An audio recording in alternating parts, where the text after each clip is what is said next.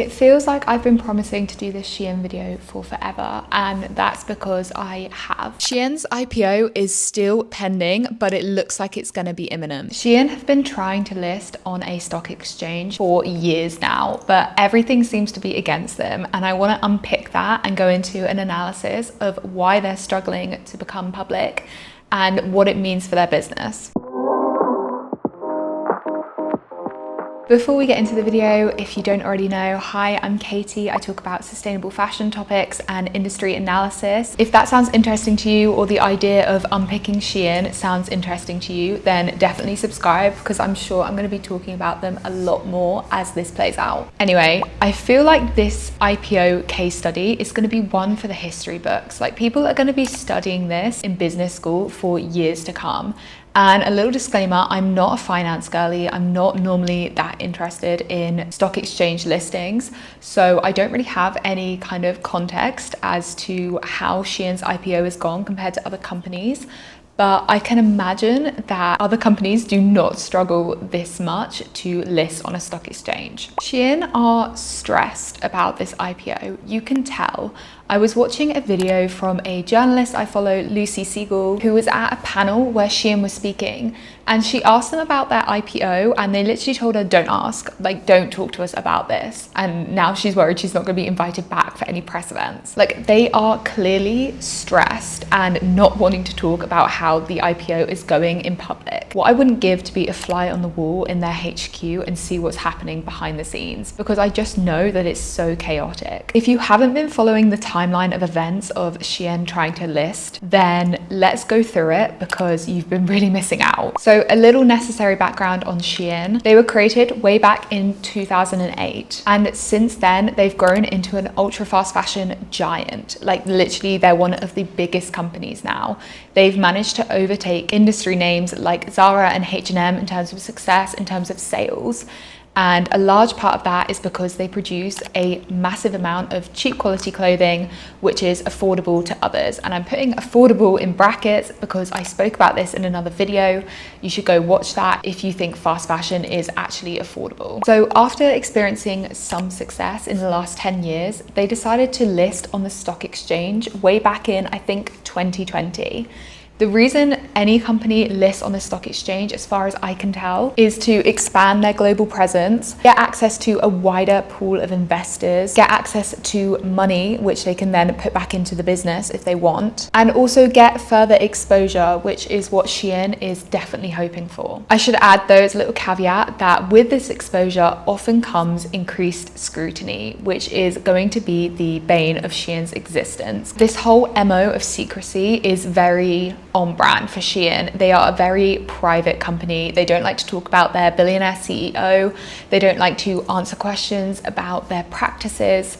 And this is very much extended to their IPO listing, and it's been one of the main reasons for their downfall. There wasn't any tangible steps about their IPO from 2020 to 2022, when fresh rumors came up that they were looking to list. Although, again, they were denying it, according to Forbes. By this time, around about Jan 2022, their evaluation had increased drastically. Shein still couldn't list in 2022 for a couple of different reasons, like rising geopolitical tensions between the US and China, where the company was originally headquartered, and the Chinese government cracking down on foreign IPOs, making it much harder for companies to list on foreign stock exchanges. Shein has been putting off listing their IPO as they get their company into a more palatable state, let's say. So one of the things they did in the past 2 years is relocate their company headquarters to Singapore. This was in a direct effort to circumnavigate China's complex and restrictive rules on overseas IPOs. It also expanded a lot of its supply chains to Europe and other areas of the world, broadening their portfolio from their Chinese factories, which they primarily depended on. It's also bought into a host of new companies, like the UK's Missguided, and along with that brand, they also got access to the customer information and the supplier lists that Missguided were using, which then gives them routes for suppliers in the UK. Okay, 2023 is where the story starts to get a bit juicy. Up till now, the idea of that IPO wasn't really something that was being talked about in the industry, more like a little note rather than a main event. But in November 2023, it was reported that they confidentially filed on the New York Stock Exchange, and that caused a big flurry of discourse. Two things came out of this. One was that someone reported that although they filed to list on the New York Stock Exchange, they'd also begun talks for the London Stock Exchange, which kind of shows their doubts about the validity of the New York listing. And two, they were told by the New York Stock Exchange that their application would not be accepted unless they went public with it, rather than filing confidentially. Now, the reason why that is such a big deal is because, like I said, Shein is a big fan of secrecy. And if they were to go public with the listing, it would bring out a lot of private information that they don't want people knowing. Things like the company's business model and financial statements would have to be disclosed, and that would be public knowledge to anyone looking into it. Seeing as Shein became as big as it is now by creating its own business model, which relies on trend forecasting and a speedier production model than any other company currently producing fashion, I can see why they wanted to keep that business model under wraps, and the idea of a public IPO would not be attractive to them. At the start of this year, it became clear that Shein was starting to favor a London IPO over New York. Whilst nothing was confirmed, we already know Shein had started looking into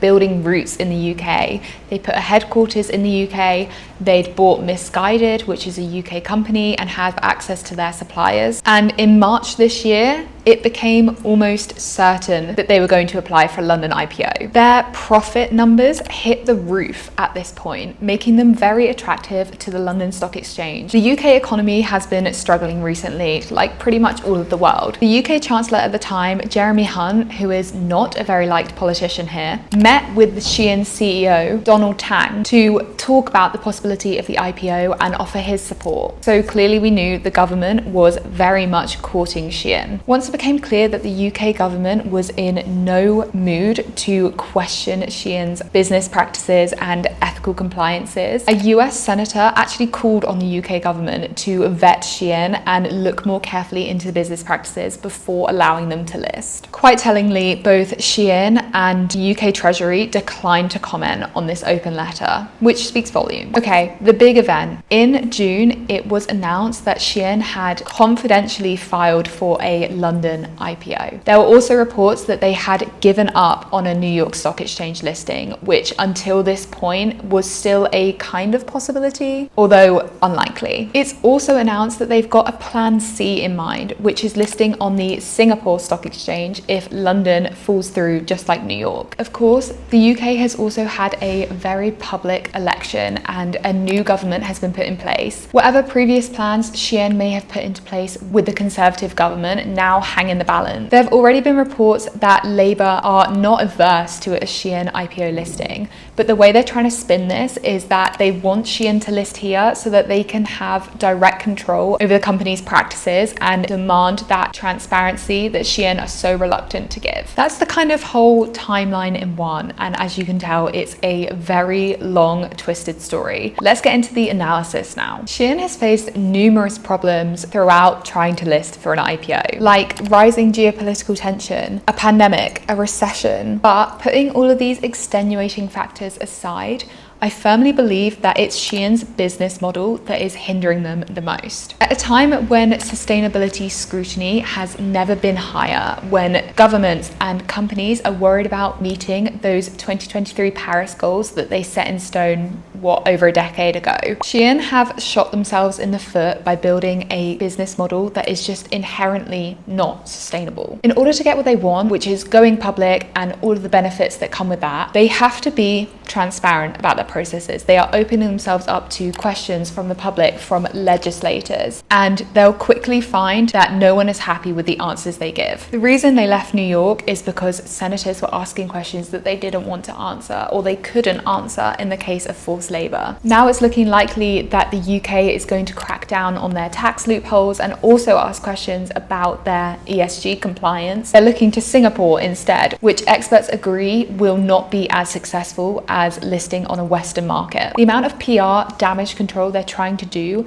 shows that they're aware that their business model in the past has been a real issue and they need to clean up fast if they're to change public perception. Some of the most recent press includes a study showing Shein products containing harmful amounts of toxic chemicals in their clothing. And one of the most talked about controversies is that influencer factory tour they did, which got picked up by all major news corporations and was for some their introduction to Shein. I mean, talk about bad press. I think we can pinpoint the moment Shein knew that they had to do something if they wanted to change public perception fast. And that was them addressing the controversies of 2023 earlier in the year. And I did a reaction video to that, so you should go watch that because it was really funny to film. But normally they would have just ignored all of these controversies and continued to churn out plastic clothing and bring in the profit. They're already trying to move away from this perception of cheap clothing, not by actually changing anything they're doing, but by bringing other brands onto their platform, like Coach and Free People. Like I said, Shein have been trying to do a lot of cleaning up in the press. They've been investing money into their supply chains, into future technologies, but nothing is going to distract from their unsustainable business model unless they change it. If they don't stop putting out cheap, mass-produced, bad quality and toxic clothing, then nothing is going to change. I know a lot of us are fatigued when it comes to sustainability, but governments and legislators are really pushing to clean up brands' acts and cut down on all that greenwashing that makes it so hard to know whether you're shopping sustainable or not. And Shein is very, very worried about this. Like I said, they're notoriously quiet in the press, but they actually came out with a statement towards France's fast fashion bill, saying that it would worsen the purchasing power of French consumers. But Shein are very much aware that they can't fight off this legislation, despite all the public statements they'd want to put out. In May, they said they were investing tens of millions of dollars in strengthening governance and compliance, whatever that means. They've also put their prices up by almost a third in some cases, probably to swallow the cost of complying with this new legislation. I know this video has been kind of long, but I want to quickly talk about what the different outcomes of Shein listing on the London Stock Exchange or not could mean. Let's say London does allow a Shein IPO. They'll list in the UK and immediately enjoy the profits. Some of this money might be spent on compliance with regulation, and they may have to answer a few questions from the UK government and maybe fix some issues like their tax avoidance loophole that gets them so much profit. Maybe this leads to a few sticky situations and a few bad headlines, but Shein will have all of the power. They'll know that the money they brought into the economy is worth a lot. They'll know the UK needs their money and that they can probably get away with quite a bit. Rooting themselves in the Western economy may bring them more power and allow them to expand their operation even more. We already know that Shein are outpricing their competition and they're causing brands to either go bust or raise their prices. Shein could cause the fashion market to become even more polarized than it is, with either the option of only shopping Shein if you want to spend less than 50 quid on a new outfit, or going to luxury brands or even Zara and H&M who have had to put prices way up in order to get access to a new kind of consumer. Once they've priced out the competition, they could then raise their prices since they have such a chokehold on the market. We already know this is happening slowly, and pretty much everyone loses, basically. Sorry to be pessimistic, but the idea of Shein having more power and influence does not sit right with me. Option number 2 is that the UK grows a backbone and does not allow Shein to list on their stock exchange. Maybe this is because they refuse to answer questions from Shein. Maybe this is due to public pressure. Maybe this is due to the fact that the UK doesn't like that they avoid tax on their low import goods. Shein then go to their plan C, which is to list in Singapore, or they try another Western country. We'll probably see the exact same situation play out. Maybe the Singapore government won't be as critical of Shein because there's not that geopolitical tension between the US and China, of which the UK is pulled in, or maybe they don't want Shein either. Which brings us to scenario 3, which is where Shein decides to stay a private company, and instead of expanding through public offerings, they choose to expand through other ways. We've actually already seen this. We've seen Shein trying to diversify their portfolio and move away from just depending on their ultra fast fashion routes for money. There's already been reports that they're planning to market their global infrastructure to other brands so they can take full advantage of the ultra fast production supply chains Shein currently uses. Speaking of, Shein are also working with AI agencies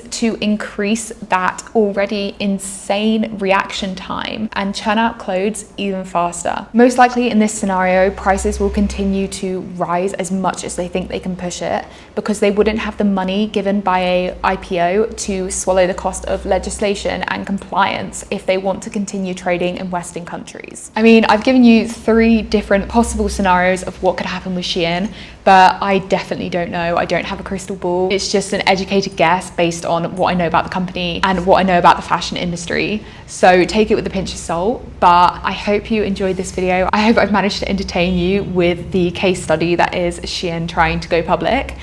And if you've watched this far, please like the video and subscribe. Thank you so much for watching, and I will speak to you really soon. Have a nice day. Bye.